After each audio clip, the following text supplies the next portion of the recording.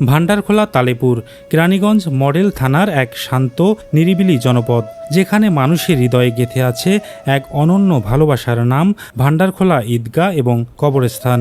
2017 সালে প্রতিষ্ঠিত এই স্থানটি আজ শুধু একটি ঈদগাহ নয়, এটি হয়ে উঠেছে মানবতার এক জীবন্ত প্রতীক।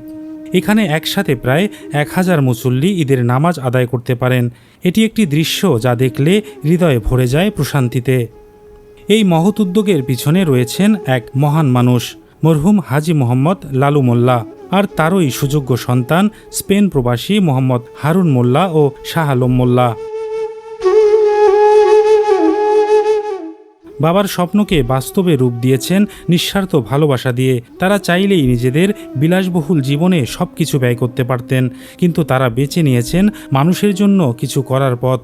তাদের ভাষায়, মানুষের প্রয়োজনের বাইরে কিছু রেখে দিলে তা একদিন অপচয় হয়ে যায়, সন্তানরা হয়তো সেই মূল্য বুঝবে না।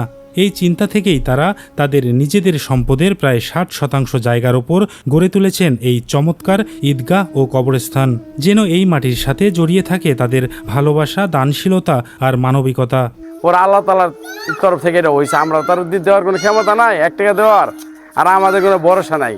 ওই উপর আল্লাহ এখানে এটা হয়ে গেছে দিচ্ছে, আমাদের এটা জাস্ট একটা উছিলা, আমরা তো আর কিছু করতে পারবো না। যে আমার বাপের চিন্তা ভাবনা করছে, আমরা ওই হিসাব করে কাজকর্ম করার টাইমে আমাদের একটা টার্গেট ছিল যে আমরা একটা কবরস্থান করবো এখানে।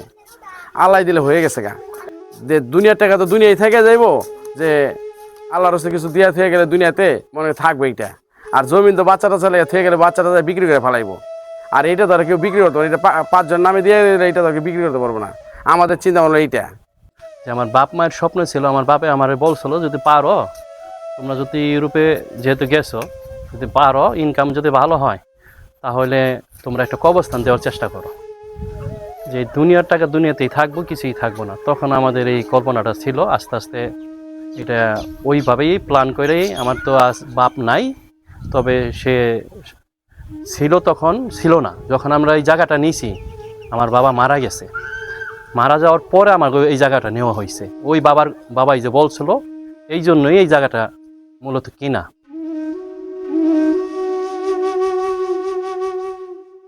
এলাকাবাসীর কাছে এটি শুধু একটি নামাজের জায়গা নয়, এটি তাদের আবেগ, তাদের গর্ব। ঈদের দিন এখানে মানুষের ঢল নামে, চারপাশে ছড়িয়ে পড়ে এক অপূর্ব ঐক্যের দৃশ্য। ধনী গরিব, ছোট বড় সবাই এক কাতারে দাঁড়িয়ে প্রার্থনা করে, একই আকাশের নিচে, একই অনুভূতিতে। শুধু তাই নয়, পবিত্র রমজান মাস এলেই এই উদ্যোগ আরও প্রাণবন্ত হয়ে ওঠে। শত শত মানুষের জন্য ইফতারের আয়োজন করা হয় এখানে। ক্ষুধার্ত মুখে হাসি ফোটাতে, অসহায় মানুষের পাশে দাঁড়াতে প্রতিনিয়ত কাজ করে যাচ্ছেন এই দুই ভাই। শুধু রমজানেই নয়, বছরের যে কোনো সময় তারা সাহায্যের হাত বাড়িয়ে দেন, নিঃশব্দে, নিঃস্বার্থভাবে। দাতা সদস্য হিসেবে তাদের বক্তব্যে ফুটে উঠেছে এক গভীর উপলব্ধি। জীবন ক্ষণস্থায়ী, কিন্তু ভালো কাজ চিরস্থায়ী। তাই তারা চান তাদের এই উদ্যোগ ভবিষ্যতে আরও বড় হোক, আরও বিস্তৃত হোক, যাতে এই ঈদগাহ শুধু একটি নামাজের স্থান না থেকে হয়ে ওঠে একটি পূর্ণাঙ্গ সামাজিক ও মানবিক কেন্দ্র।